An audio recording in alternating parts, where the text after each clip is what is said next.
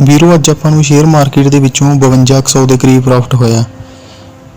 ਇਹ ਆਪਾਂ share market ਦੇ ਵਿੱਚ ਬਾਇੰਗ ਨਹੀਂ ਕਰਦੇ, ਆਪਾਂ ਆਪਸ਼ਨ ਹੈਜਿੰਗ ਕਰਕੇ ਪ੍ਰੋਫਿਟ ਲੈਂਦੇ ਹਾਂ, ਕਿਉਂਕਿ ਆਪਸ਼ਨ ਹੈਜਿੰਗ ਸ਼ੇਅਰ ਮਾਰਕੀਟ ਦੇ ਵਿੱਚ ਇੱਕੋ ਇੱਕ ਤਰੀਕਾ ਹੈ ਜਿਹਦੇ ਨਾਲ ਆਪਾਂ ਸੇਫ ਪਲੇ ਕਰ ਸਕਦੇ ਹਾਂ। ਵੀ ਆਪਣਾ ਪੈਸਾ ਵੀ ਮਤਲਬ ਇਹਦੇ ਵਿੱਚ ਜ਼ਿਆਦਾ ਰਿਸਕ ਨਹੀਂ ਹੁੰਦਾ ਅਤੇ ਆਪਣਾ ਪੈਸਾ ਸੇਫ ਰਹਿੰਦਾ। ਅਗਰ ਆਪਾਂ ਆਪਸ਼ਨ ਬਾਇੰਗ ਕਰਦੇ ਹਾਂ ਤਾਂ ਉਹਦੇ ਵਿੱਚ ਆਪਣਾ ਰਿਸਕ ਬਹੁਤ ਜ਼ਿਆਦਾ ਹੁੰਦਾ ਅਤੇ ਆਪਣਾ ਕੈਪੀਟਲ ਵੀ ਵਾਈਪ ਆਊਟ ਹੋਣ ਦਾ ਖਤਰਾ ਰਹਿੰਦਾ।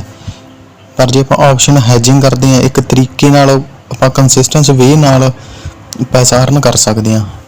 ਇਹ ਕੰਟੀਨਿਊ ਸ਼ੇਅਰ ਮਾਰਕੀਟ ਦੇ ਵਿੱਚੋਂ ਪੈਸਾ ਅਰਨ ਕਰਨ ਦਾ ਬਹੁਤ ਸੇਫ ਤਰੀਕਾ ਹੈ। ਇਹਦੇ ਨਾਲ ਆਪਣਾ ਕੈਪੀਟਲ ਲਾਸ ਹੋਣ ਦਾ ਖਤਰਾ ਨਹੀਂ ਰਹਿੰਦਾ।